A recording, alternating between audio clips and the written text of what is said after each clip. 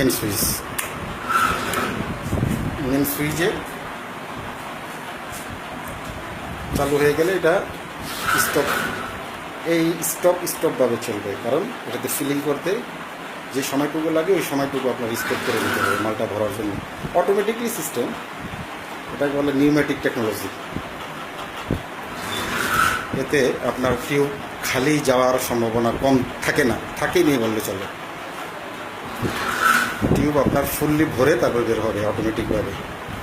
আর এখন আমি একটু হিটারটা স্টার্ট দিই, যেহেতু প্রথম দিব তাই 80-তে দিলাম। 80তে দিয়ে 10 মিনিট হিট উঠাতে হবে ফার্স্ট টাইমে, তারপর কাজ আরম্ভ করতে হবে।